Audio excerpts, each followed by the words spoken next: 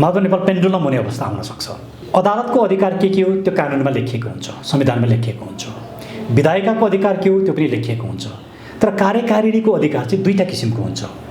एउटा प्रशासनिक कुरा हुन्छ, त्यो प्रशासनिक कुरा चाहिँ कानुनमा लेखिएको हुन्छ। क्याबिनेटले यो काम गर्न पाउँछ, यो काम गर्न पाउँदैन भनेर दुनियाँको कुनै पनि संविधानले लेखेको हुँदैन। संविधानको शब्दलाई हेरेर मात्रै संविधान बुझिँदैन। संविधान चाहिँ तीनटा कुरा, एउटा दस्तावेज हुन्छ जस्तो 2072 को संविधान हो, अदालतले गरेका व्याख्या हुन्छन् र अर्को संवैधानिक परम्परा हुन्छ। यी तीनटा कुरा एक ठाउँमा आएपछि मात्रै पूर्ण संविधान हुन्छ। ओलीको विकल्प प्रचण्ड होइनन् नि, जसले 17,000 मानिस मारेर आए, जसले ब्लड सेड गरे, जसले हिंसाको राजनीति गरे। मङ्गलबार या म्याक्सिमम बुधबारसम्ममा सबै बहसहरू सिद्धिन्छन्, त्यसरी 1-1.5 हप्तामा निर्णय आउला जस्तो लाग्छ मलाई। एउटै नेकपा हुने कि अब दुईटा नेकपा हुने, अनि सूर्य चिन्ह कसले पाउने, पार्टी वैधानिक कसको होइन। यहाँ पार्टी फुट्ने भन्दा पनि पार्टी कब्जा गर्ने राजनीति भइरहेछ। त्यसले गर्दाखेरि यो उहाँहरूको पार्टीको आन्तरिक विवादले निर्वाचनलाई असर गर्न सक्छ। तर असर जतिसुकै गरे पनि अन्ततः अब यदि विघटन नै सदर भयो भने निर्वाचनमा जानुको विकल्प हुँदैन। निर्वाचनले नै, मतदाताले नै, नागरिकले नै को ठिक को बेठिक, के गर्नु पर्थ्यो के गर्नु पर्दैन थियो भन्ने कुराको अन्तिम निर्णय नागरिकले नै गर्छन्। एउटा अवस्था त्यो हुन्छ। यदि अब विघटन चाहिँ बदर भयो, प्रधानमन्त्रीले मुद्दा हार्नुभयो भने प्रतिनिधि सभा पुनर्स्थापना हुन्छ।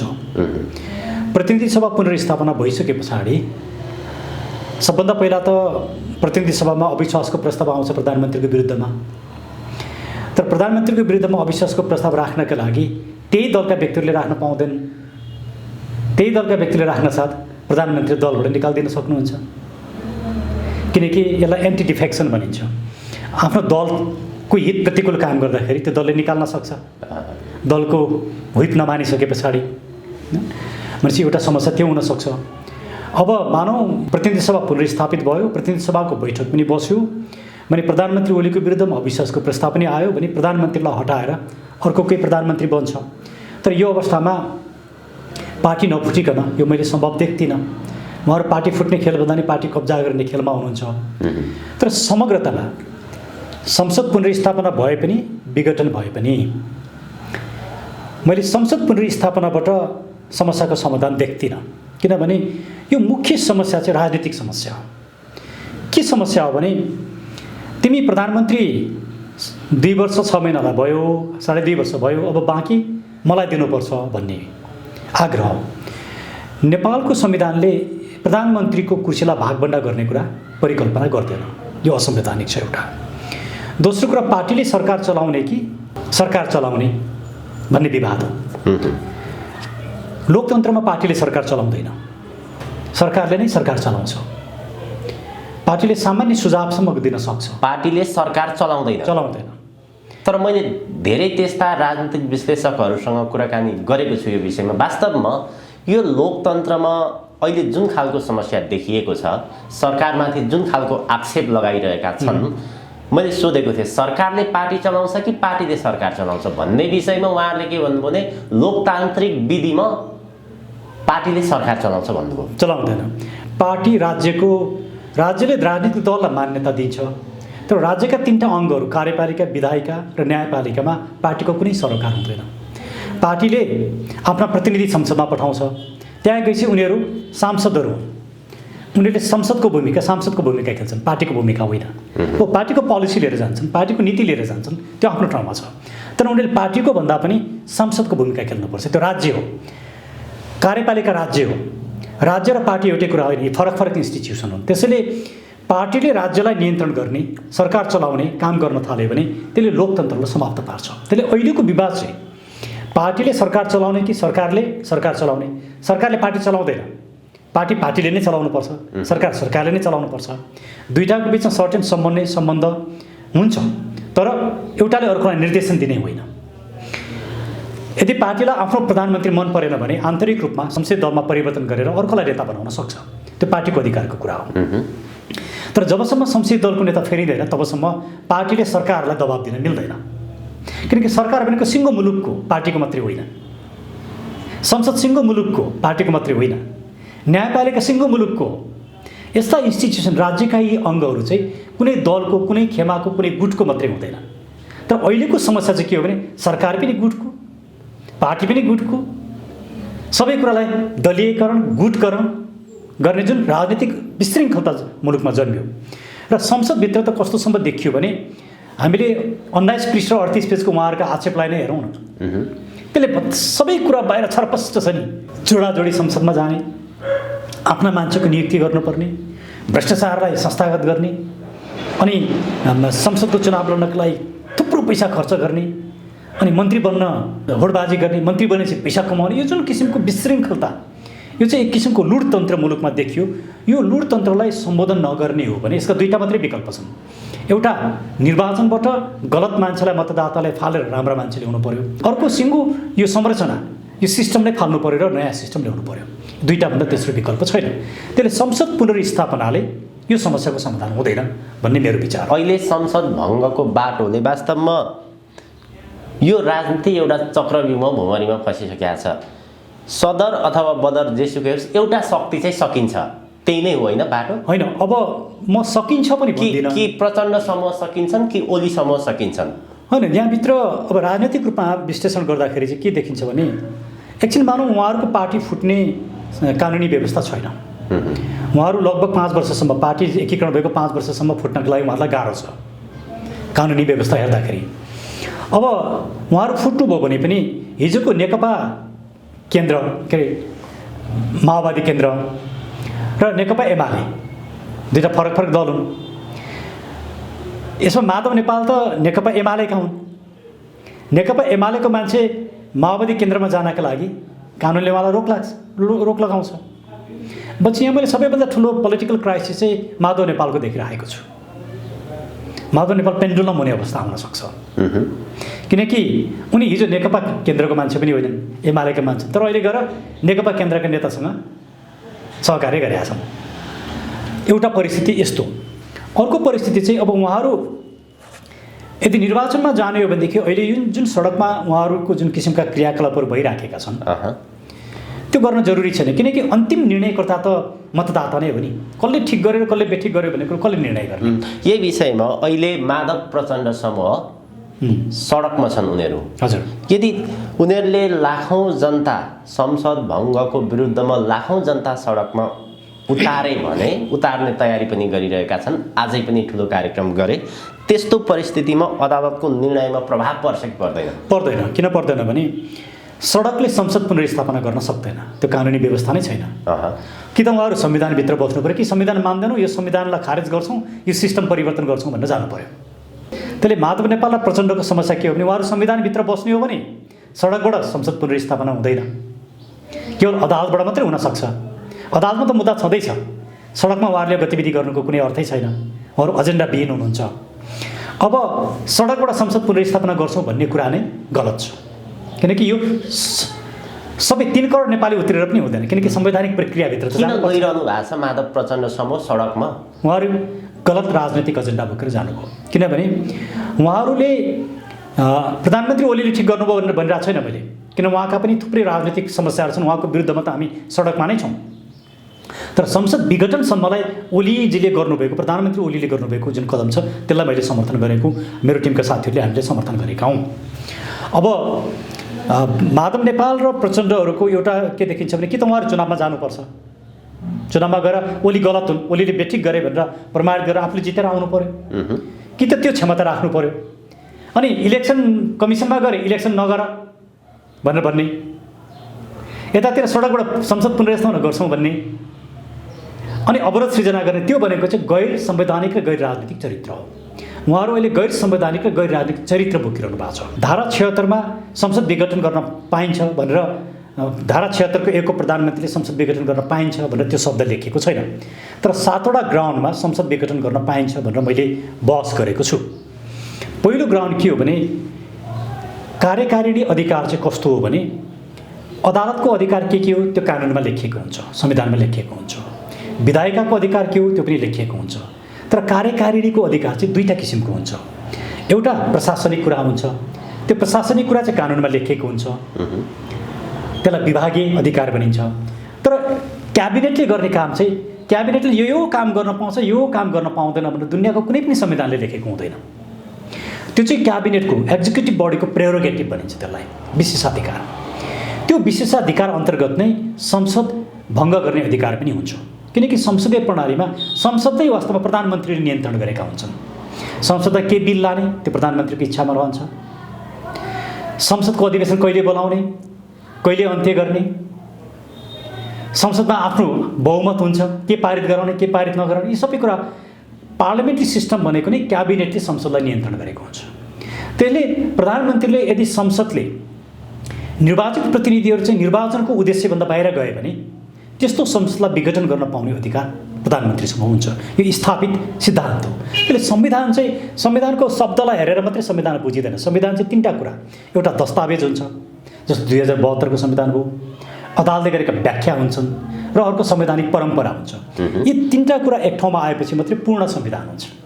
त्यसले संविधानमा के लेखिया छ र के लेखिया छैन भनेर मात्रै बुझिँदैन।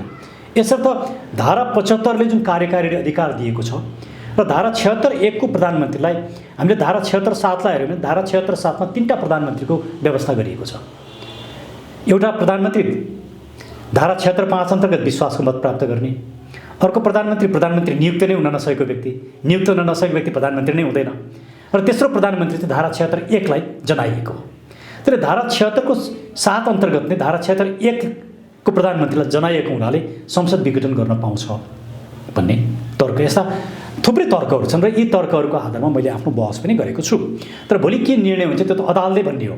धारा 76(1) को प्रधानमन्त्रीलाई संसद विघटन गर्ने अधिकार छ कि छैन, संविधानको व्यवस्था के हो के होइन भन्ने कुरोको व्याख्या चाहिँ अन्तिम व्याख्या त चाहिँ अदालत मात्रै हो। माधव प्रचण्ड समूह विशेष गरी अब यो निर्वाचन गराउन गरे पनि होइनन्, असंवैधानिक हो र वास्तवमा उहाँहरूले के पनि सङ्केत गर्नुभएको छ भने अधिकांश मिडियाहरूले प्रधानमन्त्री केपी शर्मा ओलीले बहसका लागि राजावादी वकिलहरूलाई छानेको कारणले पनि वास्तवमा अलिकति राजनीतिमा केही खिर पाक्दैछ, यो होइन भन्ने खालको सङ्केत देखिन्छ नि। के हो यो कुरो चाहिँ वास्तवमा?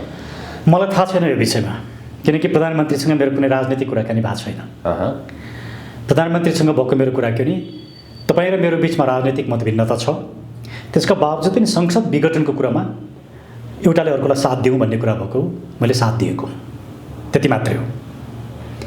किनभने संसद विघटन अहिलेको मुलुकको राजनीतिक समस्या, उहाँहरूको बिचको आन्तरिक द्वन्द्व, अन्तर्पार्टी कलह जुन छ त्यसले संसदमा चाहिँ एउटा फ्लोर क्रसिङ भनेको पार्टी छोड्यो भने त सिधै संसद सदस्य सिद्धिहाल्छ, त्यसलाई एन्टी डिफेक्सन भन्छ, डिफेक्सन भन्छ। हामीसँग एन्टी डिफेक्सन ल छ, तर पार्टी पनि नछोड्ने, त्यो पार्टीको सरकारलाई अपदस्थ गर्न पनि खेल खेल्ने, त्यसलाई चाहिँ फ्लोर क्रसिङ भनिन्छ। अहिलेको समस्या चाहिँ फ्लोर क्रसिङको समस्या हो। फ्लोर क्रसिङ चाहिँ असंवैधानिक कुरा हो। त्यस्तै भोलि यहाँ सांसदहरू किनबेच हुने कुरा हुन्छ आफ्नो पक्षमा ल्याउनलाई। जस्तो अहिले जुलुसै हेरौँ न, मान्छेहरू पैसा किन्ने, पैसामा किनेर जुलुसमा मान्छेहरू ल्याएको छ। बस अहिले भर्खर म देख्दै थिएँ कति त्यहाँ बसहरू थुपारिएको छ, बसबाट मान्छे बोकेर ल्याएको छ। जबकि हाम्रो कार्यक्रममा आउने मान्छेहरू न हामी बस पठाउँछौँ न किन्छौँ, स्वतस्फूर्त रूपमा मान्छेहरू आउँछन्। त्यस्तो हो नि डेमोन्स्ट्रेसन भने त उहाँहरू मान्छे किनेर ल्याएर अनि यति मान्छे भनेर देखाउन मिल्छ? उहाँहरूले राजनीति पनि पल्युट गर्नुभयो, सडकलाई पनि बिगार्नुभयो, पल्युट गर्नुभयो। उहाँहरूसँग कुनै राजनीतिक कल्चर नै रहेन रहेछ। उहाँहरूसँग राजनीतिको त्यो भ्यालुज नै रहेन रहेछ। यस्ता मान्छेहरूको हातमा हामीले राजनीति छोडेका छौँ। त्यसले यी सम्पूर्ण मानिसहरूलाई राजनीतिबाट बाहिर पार्नुपर्छ। अब उनीहरूलाई सत्तामा पुर्याउने नै होइन, सत्तामा नपुर्याउनुका दुईवटा मात्रै विकल्प। एउटा आरोप चाहिँ के हो त त्यसो भए? प्रधानमन्त्री केपी शर्मा ओलीले गणतन्त्रको मुद्दा छोडेर राज संस्थातर्फ लाग्नुभयो, उहाँ टाउको जोड्न जानुभयो। त्यो भएन। प्रधानमन्त्री ओली मात्रै होइन, म प्रचण्ड, माधव नेपाल सबैलाई भन्छु, अबको यो मुलुकको राजनीतिक विकल्प भनेको राज संस्थासहितको लोकतन्त्र नै हो। अब हामीले कसैलाई निषेध गरेर यो मुलुकको राजनीतिक समस्या समाधान हुँदैन। तर राजा पनि आफ्नो ठाउँमा आउनुपर्छ। राजाले शासन गर्ने कुरा, राजनीति गर्ने कुरा, राजनीतिक दललाई निषेध गर्ने कुरा राजाले पनि कुरा सोच्नु हुँदैन। त्यसले राजाले नागरिकमा रहेको अधिकार, राजनैतिक अधिकार र सार्वभौम सत्तालाई स्वीकार गर्नुपर्छ र हिजोको रूपमा होइन कि आफू संविधानभित्र र संसदभित्र बस्ने भूमिका स्वीकार गर्नुपर्छ। त्यो भयो भने यो मुलुकले निकास पाउँछ, होइन भने यो मुलुक एउटा पोलिटिकल इन्स्टेबिलिटीतिर गयो, राजनीतिक अस्थिरतातिर मुलुक गयो। यो चाहिँ आजको संवेदनशील अवस्था हो। यो अस्थिरतालाई रोक्नका लागि कि निर्वाचनै चाहिन्छ। अब निर्वाचन यी सबैलाई अहिलेका यी सम्पूर्ण भ्रष्टाचार, राजनीति नै भ्रष्टाचारको अखडा भयो। प्रधानमन्त्री ओलीले पनि राजनीतिले के नामबाट भ्रष्टाचारलाई संरक्षण गर्नुभयो। प्रधानमन्त्री ओलीले पनि यो संविधानले अपेक्षा गरेको कुरा पुरा गर्न सक्नु भएन र उहाँ अहिले धर्मनिरपेक्ष राज्य या गणतन्त्रको पक्षमा या संहिताको पक्षमा उभिनु भएको छ। त्यसैले म भन्छु अब उहाँहरू सबैले, प्रधानमन्त्री ओलीले पनि, प्रचण्डले पनि, माधव नेपालले पनि, शेरबहादुर देउवाले सबैले यी कुराहरूलाई छोडेर आउट अफ द बक्स आउनु पर्यो। गणतन्त्रको विकल्प खोज्नु पर्यो, संहिताको विकल्प खोज्नु पर्यो, धर्मनिरपेक्षताको विकल्प खोज्नु पर्यो, अनि मात्रै यो मुलुक अगाडि बढ्छ। र पञ्चायतकालदेखि आजसम्म सत्तामा बस्ने प्रत्येक व्यक्तिलाई कानुनको दायरा मिलेर भ्रष्टाचारीमाथि कारबाही गर्नु पर्यो। त्यसको लागि नागरिक आयोग चाहिन्छ। र अब बन्ने सरकार दलको सरकार होइन, दलका नेताहरूको सरकार होइन, नागरिकको सरकार बन्नुपर्छ। त्यो कुरोमा उहाँहरू आउनुभयो, मुलुकले निकास पाउँछ। होइन म नै नेता हुनुपर्छ, म नै सत्तामा जानुपर्छ भनेर विभिन्न किसिमका तिगडम गर्न थाल्नु भने यो मुलुक अझै सङ्कटमा जान्छ। उहाँहरूले पनि दुःख पाउनुहुन्छ। त्यसैले मेरो उहाँहरू सबैलाई सुझाव, यो सडकमा ताण्डव नृत्य नगरौँ, एजेन्डाविहीन नबनाऊँ, सडकलाई पल्युट नगरौँ, मान्छे किनेर विरोध प्रदर्शन नगरौँ। अब आउनुहोस् मुलुकको ट्रु पोलिटिकल प्रब्लमलाई बुझौँ र त्यसलाई समाधान गर्नतिर लागौँ। त्यो नै अबको विकल्प हो। यहाँले पनि अध्ययन गरिरहनु भएको छ। अहिलेका अधिकांश मिडियाहरूमा, पत्र पत्रिकाहरूमा यो प्रधानमन्त्री केपी शर्मा ओलीको कदम निरङ्कुश कदम, असंवैधानिक कदम, अहिलेको समस्या भनेकै प्रधानमन्त्री केपी शर्मा ओली, उहाँको ओलीवादले गर्दाखेरि आज राष्ट्र दुर्घटनामा फस्या छ। ओलीबाट देशलाई मुक्त गराउनु पर्छ भनेर ठाउँ ठाउँमा प्रचारहरू, आवाजहरू सुनिरहेका छन् नि। के भन्नुहुन्छ यो विषयमा तपाईँ? ओलीवादको अन्त्य हुनुपर्छ। ओलीले पनि मुलुकलाई समस्याग्रस्त बनाए। तर ओलीको विकल्प प्रचण्ड होइनन् नि, जसले 17,000 मानिस मारेर आए, जसले ब्लड सेड गरे, जसले हिंसाको राजनीति गरे, जसले भ्रष्टाचारका यति धेरै घटनाहरूमा मुछिएका छन्। उनी क्लिन छु भन्ने कुराको उनले प्रमाणित गर्न सकेका छैनन्। उनको राजनीतिक अस्थिरता छ, उनी सत्ताको लोलुप छन्, सत्ताको लागि जे पनि गर्न सक्छन्। ओलीको विकल्प प्रचण्ड होइनन् नि। तर उहाँले एउटा भर्खरै अन्तर्वार्तामा भन्नुभएको छ, वास्तवमा प्रधानमन्त्री केपी शर्मा ओली र मेरो व्यक्तिगत दुश्मनी केही पनि छैन, व्यक्तिगत झगडा केही पनि छैन, मात्र व्यवस्थाको कुरा छ। हामीले लडेर ल्याएको यो व्यवस्था, यो सङ्घीयता, धर्मनिरपेक्षता, त्यसका लागि त्यो जोगाउनको निमित्त हामी जस्तो सुकै कदम चाल्न तयार छौँ। त्यसकारण हामी सडकमा छौँ। डाक्टर केबी रोकालाई सोध्नु न, प्रचण्डहरू त राजा मान्नै तयार थिए नि। उनीहरूलाई त समयले यहाँ पुर्याएको, उनीहरूको कुनै सिद्धान्त होइन। गणतन्त्र, धर्मनिरपेक्षता यो कुनै सिद्धान्त उनीहरूले बोकेका होइनन्। उनीहरू त जसरी सत्तामा पुग्न सकिन्छ त्यही गर्दै थिए। उनीहरूको सिद्धान्तको राजनीति नै होइन, उनीहरूको सत्ताको भागबन्डाको राजनीति हो। त्यसले अब पनि हामीले ओलीको विकल्प प्रचण्ड, प्रचण्डको विकल्प फलानो, फलानाको विकल्प फलानो भन्न थाल्यौँ भने यो मुलुकले दुःख पाउँछ। अब समग्र रूपमा यो सिस्टमलाई चेन्ज गर्नुपर्छ। सिस्टमको विकल्प नखोजिकन अब यो मुलुकले यी राजनीतिक प्रश्नहरूमा निर्णय गर्न सक्दैन। त्यसले अब हामी सम्पूर्ण नागरिकहरूले ओली ठिक कि प्रचण्ड ठिक कि भन्ने यो विवादै होइन, यो नन अफ द इस्युज। उहाँहरू कोही पनि ठिक होइन। आज मुलुकको जुन समस्या सिर्जना भएको छ उहाँहरूकै कारणले भएको छ। उहाँहरू दोषी हुनुहुन्छ यसको लागि।